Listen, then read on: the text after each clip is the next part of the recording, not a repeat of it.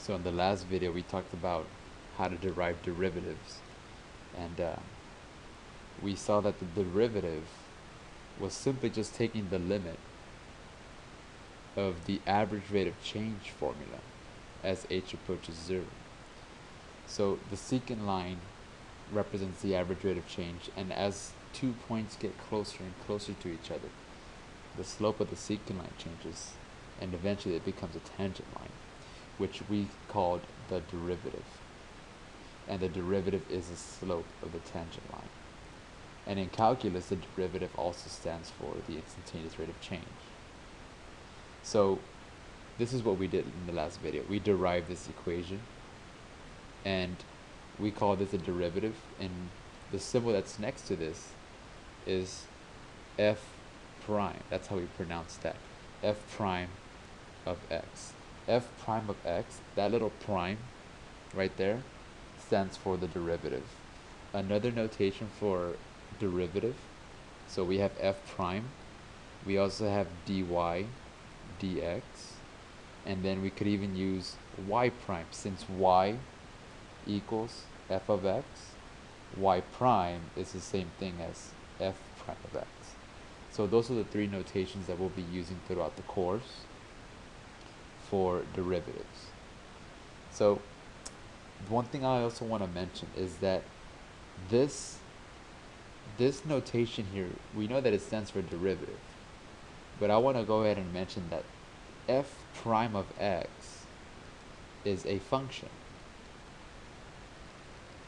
In other words, we don't know what the slope of the tangent line is yet until we plug in a value for x.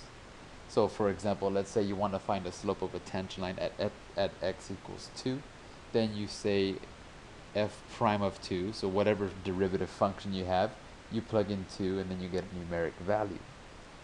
Now there's an alternate form of the definition of a derivative, and it utilizes the slope formula. So the slope formula we know in algebra is y2 minus y1 over x2 minus x1. Very similar here. So here I have my y2 minus my y1 over my x2 minus my x1.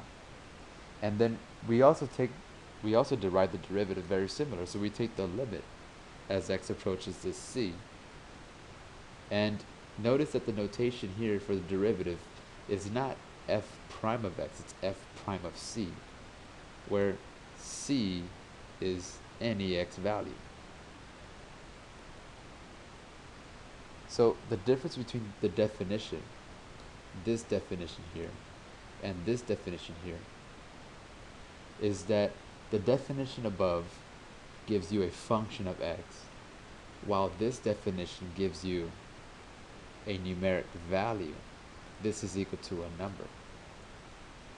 So if you want to find the derivative, and you just want to skip ahead and find the derivative of the slope at a certain x value, you can use the alternate form, or you can use the definition form and then just plug in a value for x. So let's go ahead and apply derivatives into our example. So we're going to have an example of a diver jumping out of a board, and we're going to go ahead and calculate this average rate of change, and then we're going to estimate his instantaneous rate of change. So let's go ahead and begin by looking at the example. So a diver jumps from a diving board that is 32 feet above the water.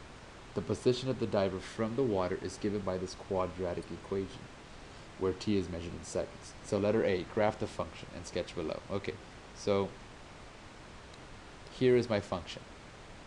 Now notice that here's where the diver's starting. He jumps up, he reaches a maximum, and then after the maximum he starts diving down into the water. There's no need for me to graph below the x-axis, because we know that once he hits the water he starts slowing down. So we're only interested in the path that he's moving when he's in the air as soon as he hits the water. So here's the graph. So we know that he jumps off at 32 feet, he jumps high, and then he hits the ground. Well, not the ground. He hits the water, and that's where his trajectory stops before it hits the water. So letter B says find the average velocity at which the diver was moving from time 1 second to 1.5 seconds. So we're going to measure his average velocity. So that means that we're going to have to use the average rate of change formula. So we have to get s of 1.5 minus s of 1 all over 1.5 minus 1. The bottom part is easy, that's 0.5. S of 1.5, well, I'm going to use the calculator for that, and I'm going to trace 1.5. So 1.5, enter, and that gives me 20. So this is 20 minus s of 1. I can calculate that very quickly. If I plug in 1 here and 1 here, I see that I get 32 as my total. And then we know that's negative 12 over 0.5, and that is a negative 24, and this is measured in feet per second. So from 1 second to 1.5 seconds, his average velocity was measured at 24 feet per second. Now we're going to go ahead and estimate his instantaneous velocity. So compute the average velocity from the diver on the following time intervals. So look at these intervals, from 0.9 to 1, from 0.99 to 1, from 0.999 to 1, and then very similar from the right side. So it looks like we're approaching 1 second from both sides. So we're going to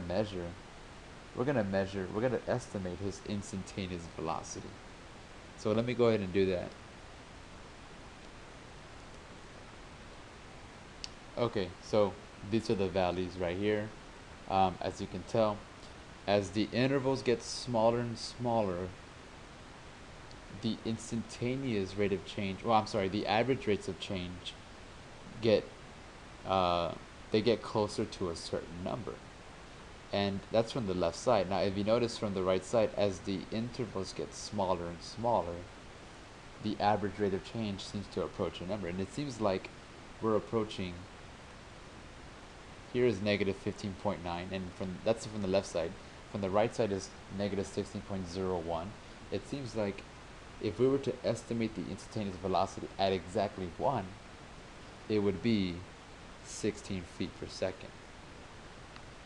So that is how we measure the instantaneous velocity, by simply taking the average rates of change of smaller and smaller intervals.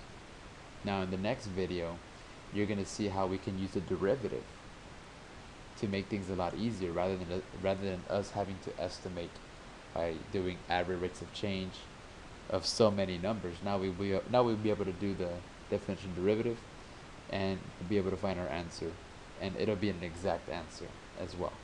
So that'll be the next video.